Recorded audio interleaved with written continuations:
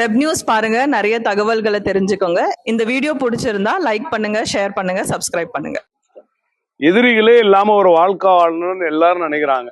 எதிரிகள் இருந்தாதான் நம்ம ஜெயிக்கவே முடியும். எதிரிகள் நமக்கு ஒரு வகையான பலம்.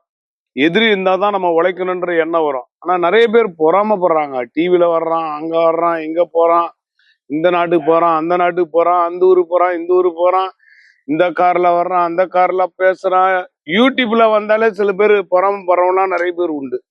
அப்படியேப்பட்டவர்களுக்கு பொறாமையை காலி பண்ணக்கூடிய எதிரிகளுக்கு உண்டான எந்திரம் இது. எதிரிகள் உங்ககிட்ட இருந்து விலகிடுவாங்க, உங்ககிட்ட இருந்து ஒதுங்கிடுவாங்க.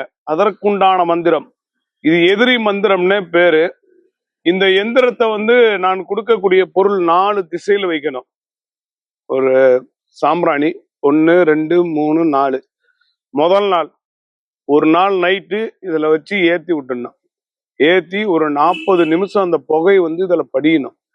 படியும் பொழுது எதிரிகளுடைய தாக்கம் குறைவதற்கு வாய்ப்பு உண்டு.